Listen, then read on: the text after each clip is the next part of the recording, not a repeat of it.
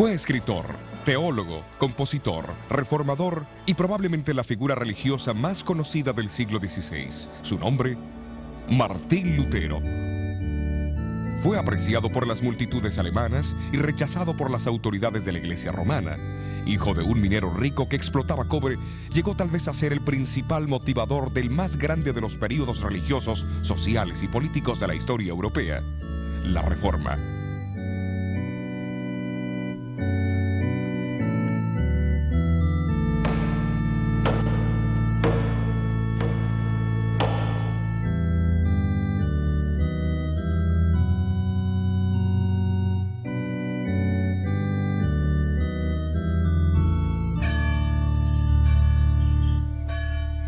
Los europeos que vivieron en el comienzo del siglo XVI probablemente tuvieron poca noción de los cambios que irían a arrasar con los conceptos de la vida medieval. Se estima que el 80% de ellos todavía cultivaban la tierra de la misma manera que lo hicieron sus antepasados por 1000 años. No obstante, delante de ellos aparecían señales que denotaban que un cambio era inminente. El invento de la imprenta por Johann Gutenberg, la elaboración del papel y el espíritu general de investigación fueron impulsados por el Renacimiento.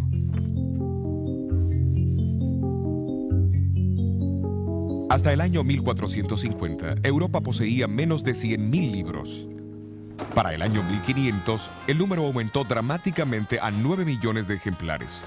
Uno de los mayores resultados de la obra de Gutenberg fue eliminar el monopolio que los ricos y el clero tenían sobre la Biblia. En las manos del pueblo común, las escrituras harían desaparecer la gran oscuridad que envolvía a Europa.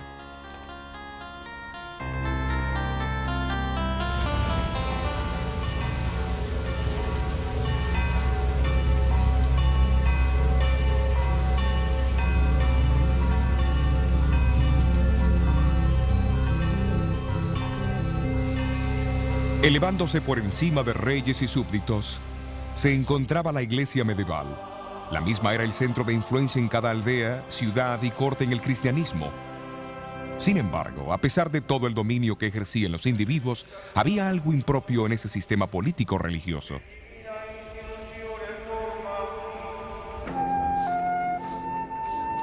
Europa estaba llena de personas pobremente educadas, de sacerdotes y monjes haraganes y amadores de placeres, que se interesaban más en los beneficios personales del sacerdocio y el poder que les confería, que el del mismo bienestar espiritual de aquellos a quienes deberían servir.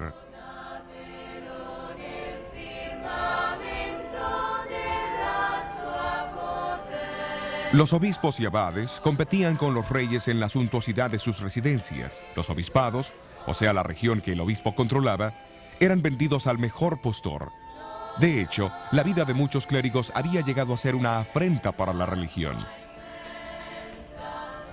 Se le enseñaba a la gente que si se confesaban regularmente ante un sacerdote, pagaban sus diezmos y ofrendas, asistían a la misa, participaban de un peregrinaje hacia el santuario del santo más celebrado o realizaban algún acto de mortificación corporal. La salvación estaba asegurada. Ya en el siglo XVI, la Iglesia se había desviado de la simplicidad, de la pobreza y del poder espiritual de sus raíces. ¿Cómo ocurrió semejante cambio? Los primeros cristianos compartieron las buenas nuevas de la vida, la muerte, la resurrección y la ascensión de Jesucristo por todo el Imperio Romano. Enfatizaron que la salvación se encontraba solo en Cristo y que era un regalo recibido por la gracia de Dios y la fe en Él. Aquellos que respondían al llamado se unían a su iglesia, pero esa iglesia muy pronto estaría como una fortaleza sitiada. Al principio los ataques vinieron de afuera.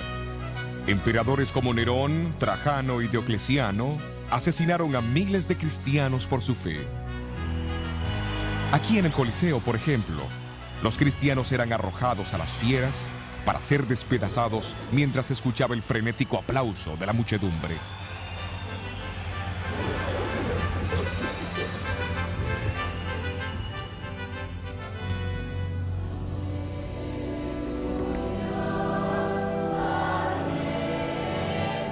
Pero la más grande amenaza vino de adentro. En el libro de los Hechos encontramos al apóstol Pablo advirtiendo a los obispos y ancianos que de en medio de ellos saldrían hombres que distorsionarían la verdad para conseguir adeptos. En la segunda carta a los tesalonicenses, alertó a la iglesia de la futura rebelión interna que revelaría lo que llamó el hombre de pecado, que se opondría y se exaltaría sobre todo lo que se llama Dios y es objeto de culto.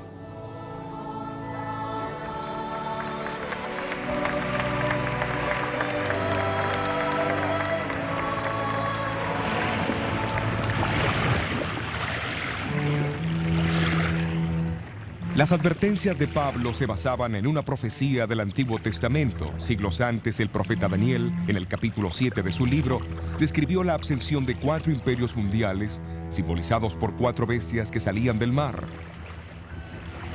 Un león, un oso, un leopardo de 4 cabezas y una cuarta bestia terrible con 10 cuernos. Describió también cómo el cuarto imperio sería el más fuerte de todos, pero que se dividiría en 10 reinos menores. Y de estos 10 reinos menores, representados por los 10 cuernos, en la cabeza de la cuarta bestia, saldría otro cuerno o reino que sería más imponente que los otros. Él mismo haría guerra contra el pueblo de Dios, y hablaría blasfemias contra el Altísimo, y pensaría también en cambiar los tiempos y la ley perfecta de Dios.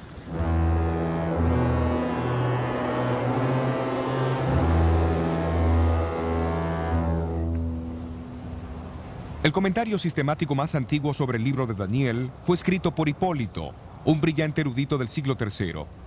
Él fue uno de los que identificaron a Roma como el cuarto gran imperio de la profecía de Daniel. Hipólito predijo que la caída de Roma sería el próximo gran evento mundial, seguido por la aparición del Anticristo. Desde el segundo siglo encontramos a los cristianos orando por la continuidad del Imperio Romano para que se postergase la aparición del temible Anticristo. De acuerdo a la predicción, este poder surgió de en medio del Imperio Romano. Entre todos los obispos nombrados como líderes de la Iglesia en diferentes regiones, el obispo de Roma gradualmente asumió el papel principal. El pastor de Roma, la reina de las ciudades, llegó a ser el rey de los obispos.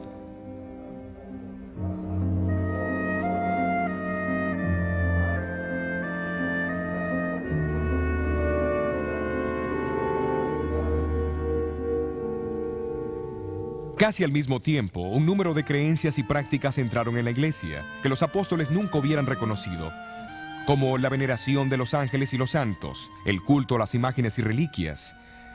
La observancia del domingo poco a poco reemplazó la del sábado. Apareció la doctrina del purgatorio y las oraciones empezaron a dirigirse a María y a los santos.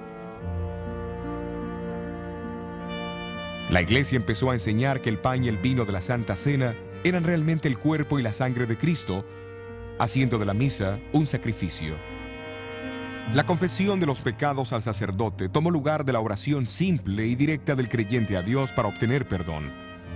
Y la iglesia solamente otorgaba perdón a aquellos que trataban de expiar sus pecados por medio de penitencias.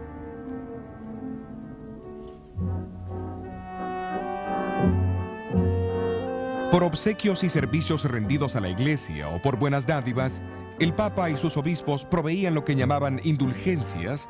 Estas podían acortar y aún cancelar el sufrimiento de los pecadores en el fuego del purgatorio.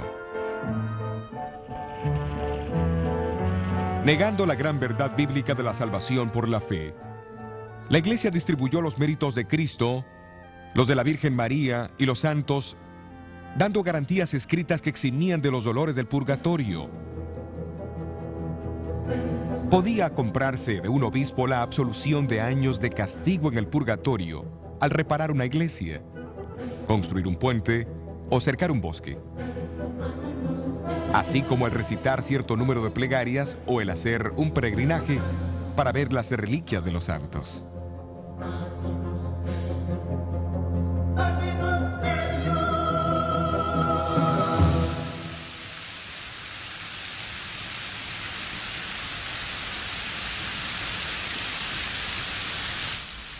Poco después de la elección del Papa León X, Miguel Ángel presentó al pontífice el diseño terminado de la Basílica de San Pedro en Roma. Y la venta de indulgencias llegó a ser una atracción para recaudar las enormes sumas necesarias para esa aventura. En Alemania, el Papa recomendó las ventas al persuasivo monje dominico Juan Tetzel. La llegada de este monje al límite de Sajonia, cerca de Wittenberg, en 1517, desencadenaría los eventos que sacudirían los fundamentos de la Iglesia de Roma.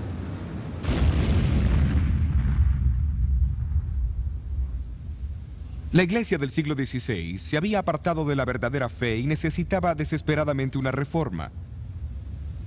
Pero esto requería un individuo de valor para enfrentarse a la organización eclesiástica más poderosa que en el mundo haya conocido. Martín Lutero era el hombre que se necesitaba.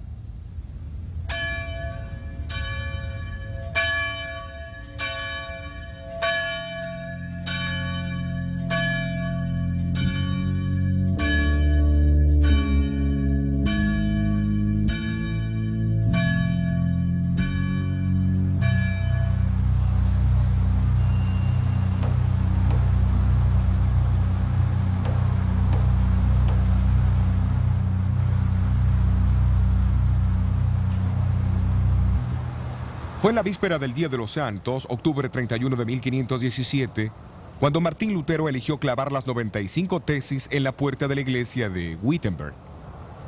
Su decisión no pudo pasar en un mejor momento, porque el próximo día los peregrinos se congregarían en la iglesia para ver la extensa colección de reliquias sagradas pertenecientes a Federico el Sabio, elector de Sajonia. En exhibición, había un fragmento de madera que se decía ser el arca de Noé, un poco de hollín del horno ardiente de Babilonia, un pedazo de madera de la cuna de Cristo, pan de la última cena del Señor, una ramita de la zarza ardiente de Moisés y más de 19,000 huesos santos.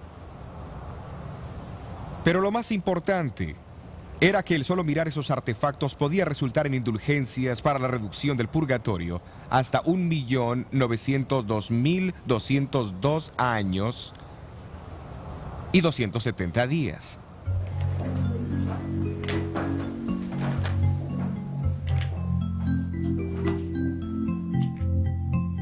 Aunque la intención de Lutero solo había sido usar su tesis para debate académico, él no pensó en la invención de la imprenta de Gutenberg.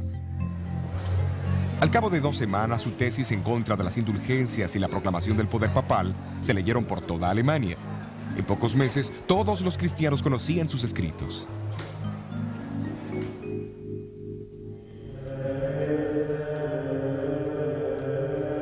Para Lutero, la mera idea de las indulgencias era repugnante. Después de todo, este inquebrantable monje había llegado a un agotamiento mental y físico por su deseo de alcanzar el perdón de sus pecados. Si alguna vez un hombre pudiera llegar al cielo por su vida monástica, entonces yo ya hubiera llegado. Pero al leer el Nuevo Testamento, él llegó a un descubrimiento alarmante.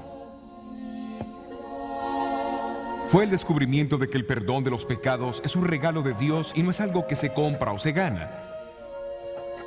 Este reconocimiento de la gozosa verdad de la salvación por la fe llegaría a ser la piedra angular de la Reforma. El concepto hizo que Lutero reconociera que el clérigo nunca podría ser mediador entre Dios y su pueblo, como la Iglesia lo enseñaba y lo practicaba. ¿De dónde emanaron estas convicciones? No fue por los edictos de papas o concilios, sino por el estudio de sola escritura, de las escrituras solamente. Sin embargo, la autoridad papal vio poco mérito en las creencias de este diablo vestido de monje. Se lo excomulgó en junio de 1520 y sus escrituras fueron condenadas a las llamas.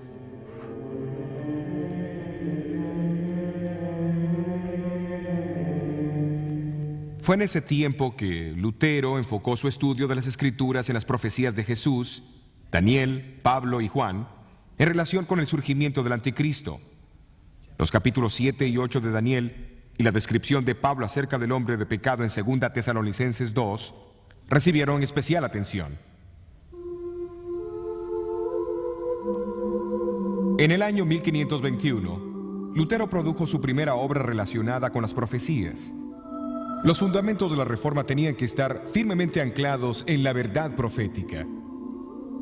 Al identificar al Papa como el Anticristo en 1521, Lutero unió su voz a la de muchos ilustres eruditos de la Biblia que le habían precedido. Hombres como el predicador bohemio Juan Milix, quien 150 años antes había clavado una plaqueta en la antigua Catedral de San Pedro, declarando que el Anticristo ya había tomado su lugar en la iglesia.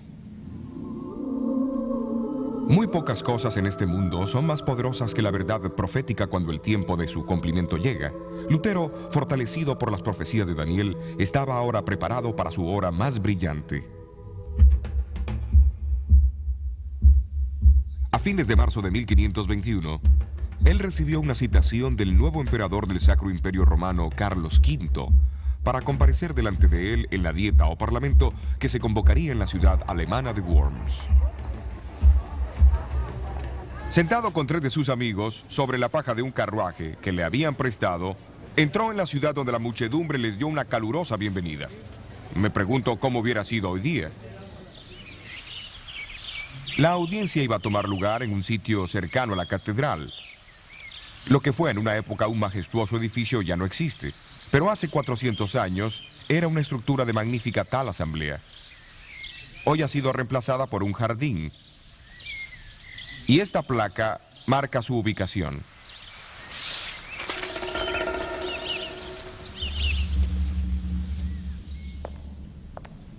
Nunca antes, en ninguna época, había comparecido un humilde monje ante tantos reyes, príncipes, nobles, diputados, embajadores, varones, señores de la realeza, obispos y prelados de la iglesia.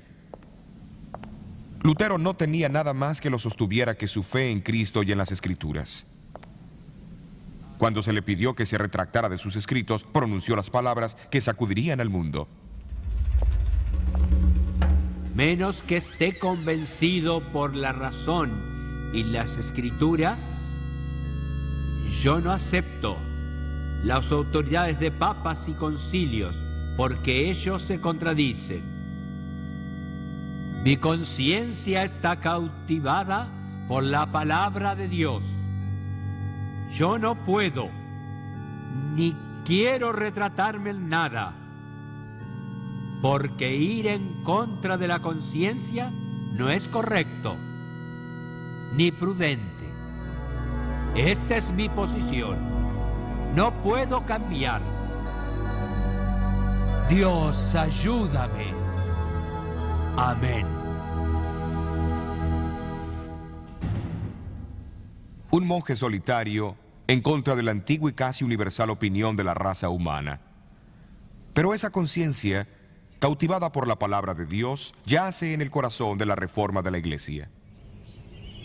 Es notable que en la dieta de Worms, Lutero no fue acusado de enseñar una nueva herejía, sino de apoyar las opiniones de otros que vinieron antes que él. Entre ellos estaba el estudiante inglés Juan Wycliffe, que fue llamado la estrella matutina de la Reforma.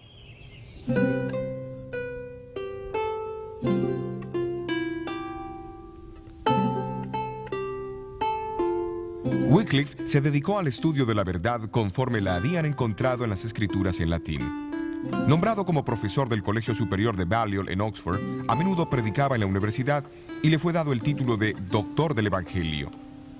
En su estudio de Daniel, él también identificó el sistema papal como el anticristo.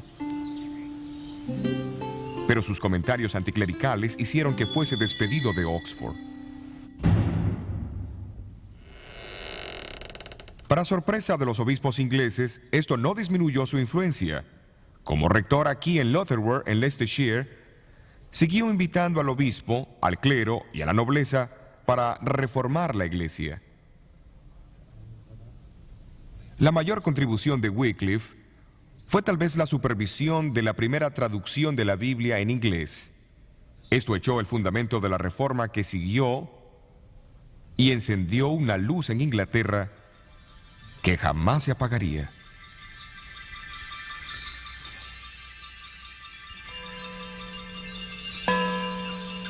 Wycliffe falleció en diciembre de 1384. después de haber sufrido un derrame cerebral mientras daba la Santa Cena aquí en su iglesia. Sus huesos fueron exhumados e incinerados unos 40 años más tarde por orden del Concilio de Constanza. Sus cenizas se arrojaron a un arroyo cercano llamado Swift, que desemboca en el río Avon.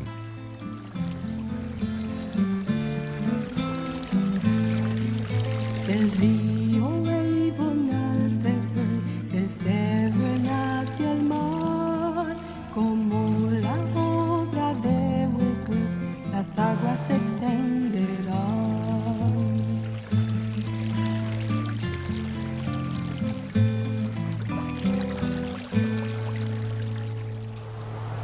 Uno de los hombres en quien influyó la enseñanza de Wycliffe fue el reformador checo Juan Hus.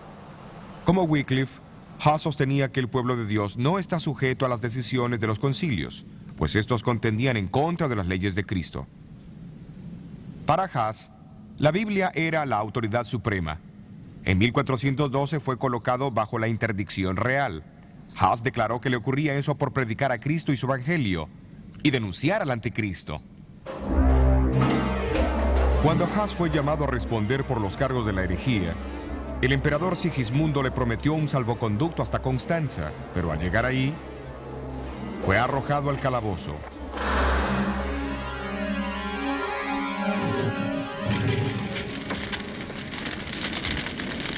El mismo concilio de Constanza que había ordenado la exhumación de los restos de Wycliffe, condenó a Hus a la hoguera el 6 de julio de 1415. En todas las edades, Dios dispuso de fieles testigos de las verdades del Evangelio. Aunque ellos no siempre percibían esas verdades claramente o sin errores, amaban a Dios y a su palabra, y habían seguido la verdad como ellos la entendían. El profeta Daniel usó imágenes literarias de una bestia y de cuernos para profetizar el surgimiento y la obra del gran sistema religioso apóstata que perseguiría a la minoría de los fieles de Dios. Y en el capítulo 12 de Apocalipsis, el apóstol Juan también usó símbolos para describir la experiencia del pueblo de Dios en las manos de este poder. Él habla de un terrible conflicto entre un gran dragón rojo y una hermosa mujer y su descendencia. El dragón es identificado como aquella antigua serpiente llamado Diablo y Satanás, que engañó al mundo entero. La hermosa mujer representa la fiel iglesia de Dios. El comienzo de este conflicto se describe en Génesis capítulo 3. Dios dijo a la serpiente que él pondría enemistad entre ella y la mujer, y entre su simiente y la de ella. Ahora en Apocalipsis 12, Juan ve la continuación de esta guerra de odio entre la serpiente, el dragón y la mujer. Él describe a la mujer como vestida del sol, la luna debajo de sus pies y sobre su cabeza una corona de 12 estrellas. Se la retrata como esperando ansiosamente el nacimiento de Jesús. El dragón también espera este nacimiento. Cuando se frustran sus intentos en contra del niño varón, él se vuelve contra la mujer o la iglesia. Sus ataques son similares a los que lanzó contra Jesús. Primero con persecución y muerte, y luego a través del sistema religioso apóstata que enterró la verdad de Dios bajo tradiciones. Pero el revelador no nos deja lamentar los sufrimientos de los descendientes de la mujer. Él explica cómo Dios preservaría a su iglesia en áreas poco habitadas, simbolizadas por el desierto. Ambos, Daniel y Juan, previnieron la persecución del pueblo de Dios por el mismo periodo de tiempo. En el caso de Daniel, un tiempo, tiempos y mitad de un tiempo, o 1260 días. Asimismo, en Apocalipsis 12 y versículo 6 leemos: la mujer huyó al desierto donde tiene lugar aparejado por Dios, para que allí la mantengan por 1260 días. ¿Pero será que los escritores se referían a días literales? Por más de 2000 años, los estudiosos de la Biblia han identificado el principio de día por año. Mucho antes del nacimiento de Cristo, los judíos que tradujeron el Viejo Testamento al griego fueron los primeros en atribuir este principio al libro de Daniel. Desde el siglo XII, escritores cristianos también han identificado los 1260 días como 1260 años. Durante ese tiempo, la iglesia huiría del dragón, pero Dios prepararía un lugar seguro para su pueblo.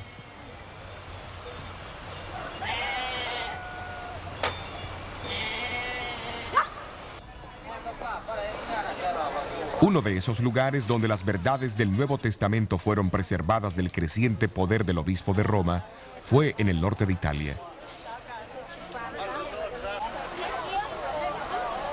Al final del siglo IV, el obispo de Milán, Ambrosio, proclamó una teología evangélica que es difícil de separar de aquella redescubierta por la fe protestante 1000 años más tarde. Aquí en estas llanuras y montañas al oeste de Milán, fieles testigos todavía atesoraban las doctrinas de la Iglesia Apostólica y denunciaban las crecientes supersticiones y perversiones en la Iglesia. Claudio, obispo de Turín, quien es con frecuencia llamado el protestante del siglo IX, también sostuvo la autoridad de las Escrituras.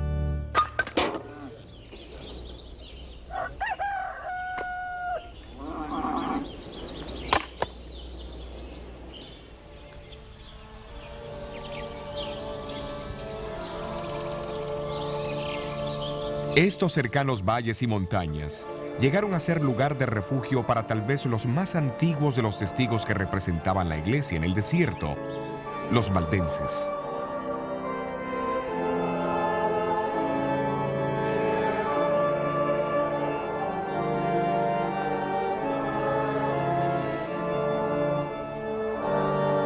Su devoción y perseverancia llenan algunas de las páginas más brillantes de la historia de la iglesia. Muchos han mantenido que el nombre valdenses es derivado de Pedro Gualdo, que fundó el grupo Poor Men's of Lyons a fines del siglo XII. Pero la historia demuestra que grupos evangélicos en el norte de Italia sostuvieron las enseñanzas de la Iglesia Apostólica mucho antes de la llegada de Gualdo. Fuera de la sede central de la iglesia valdense en Torre Pellice, se encuentra esta estatua de Henry Arnault, el famoso líder de los valdenses del siglo XVII, o los Vaudois, como se los llamaban. Él una vez dijo de su pueblo: en realidad los Vaudios son descendientes de aquellos refugiados de Italia, quienes después de San Pablo predicaron el Evangelio ahí. Después huyeron de su hermoso país como la mujer del Apocalipsis, a estas montañas agrestes, donde hasta este día han pasado el Evangelio de padre a hijo en la misma pureza como lo fuera predicado a Pablo.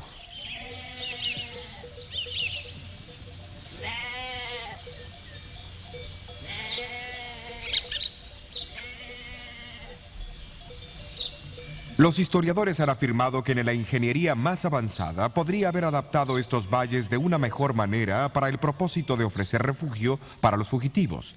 Cada uno se une al otro como una serie de cámaras entrelazadas que como un todo forman una sola fortaleza de increíble resistencia. Y fue a esta fortaleza, preparada para ellos por el mismo Dios, hacia donde huyeron los valdenses durante los 1260 años de supremacía papal.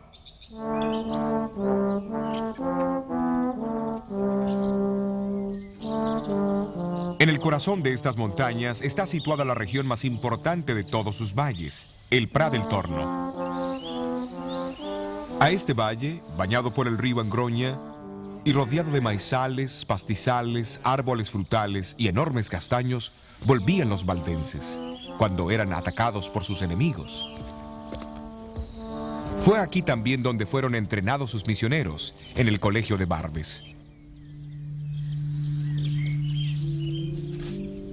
La Biblia era su único libro de texto. En los siglos anteriores a la invención de la imprenta, memorizaban evangelios enteros y muchas de las epístolas.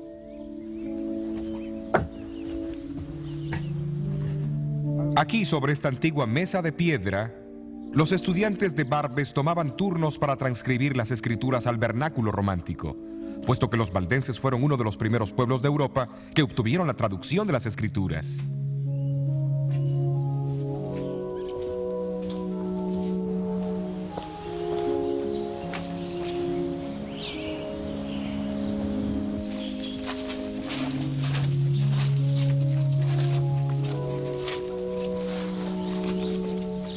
Más tarde, disfrazados de buhoneros, los valdenses viajaban por Europa central y meridional, ocultando las copias del Nuevo Testamento en sus vestimentas.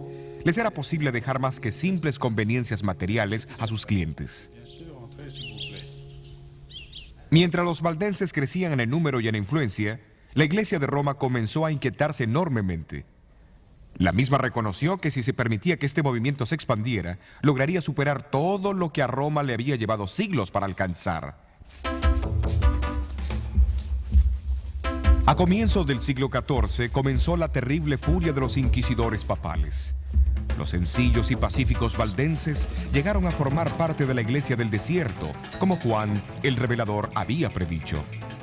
Pero así como en Apocalipsis 12 dice que la tierra ayudó a la mujer y la tierra abrió su boca y tragó el río que había echado el dragón de su boca, así las montañas dieron protección a los valdenses durante las cruzadas organizadas.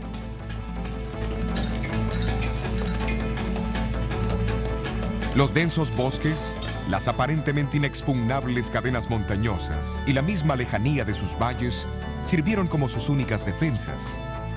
Cuando sus villas e iglesias fueron poco a poco destruidas, las muchas cuevas entre las rocas vinieron a ser sus casas y catedrales. Esta cueva se encuentra en el Valle de Angroña, no muy lejos del Prat del Torno. Es conocida como la Iglesia de la Cueva y no es muy difícil ver por qué los enemigos de los valdenses tenían dificultades para encontrar los escondrijos.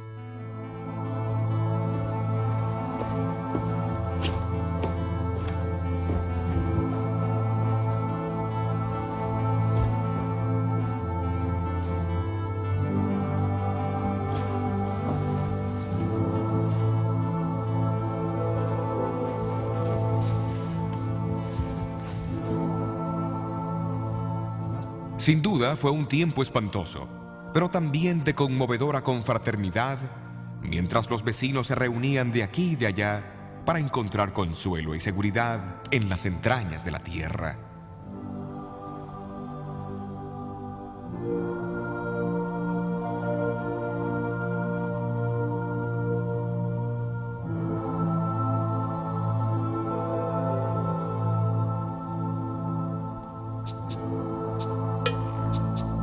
En 1487, apenas 4 años después del nacimiento de Lutero, el Papa Inocente VIII determinó purgar los valles de sus habitantes, prometiendo la remisión de todos sus pecados a aquellos que se unieran a la cruzada. Procedió a formar un gran ejército bajo la dirección de Alberto Cataneo. Cataneo acampó su ejército al pie del enorme Castelluso, cerca de la capital del valle Torre Pellice. Con la esperanza de impedir el desastre, los valdenses mandaron a 2 de sus hombres para encontrarse con él. Si los valdenses habían esperado intimidar a Cataneo con una confrontación directa, la misma fue una subestimación del hombre. Dividiendo sus fuerzas en 2 frentes, Cataneo dirigió una compañía hacia el valle Pellice, atacando los pueblos de Vilaro y Bobbio y forzando a sus habitantes a huir a las montañas. La otra compañía siguió hacia el Valle Angroña a mano derecha del Prat del Torno, donde esperaba unirse con la primera compañía. En aquel entonces, el camino hacia el Prat estaba casi bloqueado por la barricada. Esto era una muralla empinada que cruzaba el valle y su única entrada era un desfiladero tan angosto que apenas 2 hombres podían cruzarlo lado a lado. Hoy es lo suficientemente ancho como para que pase el tráfico automotor.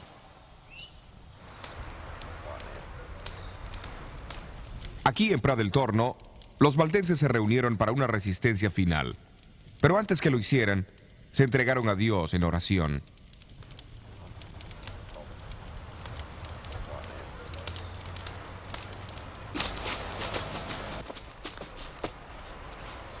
¿Enviaría Dios a su ángel para bloquear el camino del invasor? ¿O extinguiría la llama vacilante de la verdad de Dios para siempre?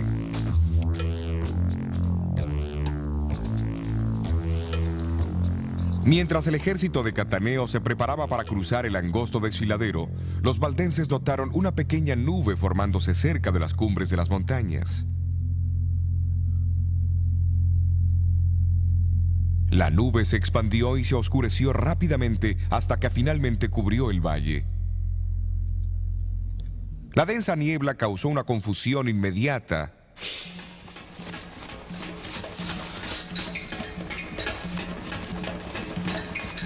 Sacando ventaja de los cambios de condiciones, los valdenses escalaron los senderos secretos sobre los invasores y comenzaron a arrojar grandes rocas sobre los soldados. En medio del pánico que cundió, las fuerzas de Cataneo comenzaron a luchar unas contra otras hasta que no quedó ni un solo hombre.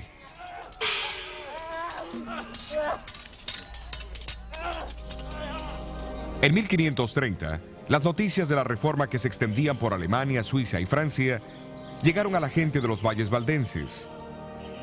Esas noticias llegaron cuando su estado de ánimo y su número eran bajos, pero al oír acerca de este nuevo ejército de campeones, revivió en ellos el recuerdo de las glorias pasadas.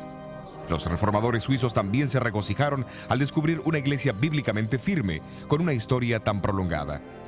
Se decidió convocar un sínodo general para establecer la relación entre la Iglesia de los Alpes y la Reforma.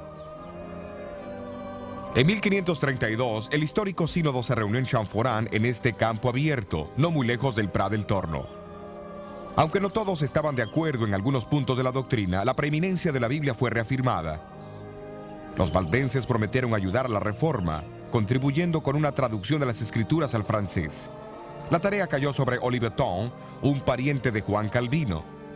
Era un obsequio apropiado de parte de una iglesia que debía su propia existencia a través de los siglos a la estricta adherencia a los principios básicos de este libro.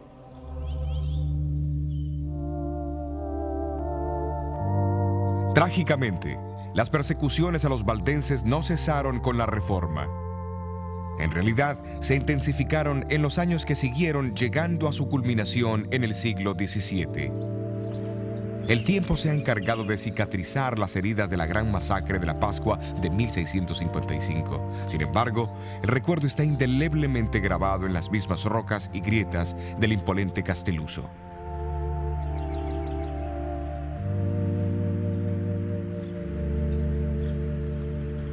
Esta placa indica el sitio de la cueva al pie del Castelluso, que tantas veces protegió al pueblo valdense durante las persecuciones. Y a fines de abril de 1655, el pueblo de los valles huyó a su refugio una vez más.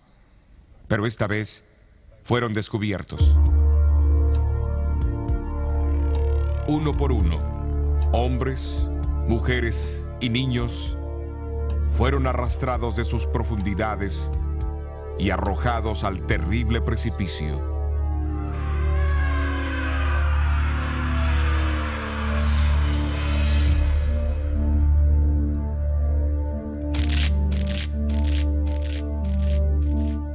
Toda la Europa protestante reaccionó con dolor y compasión.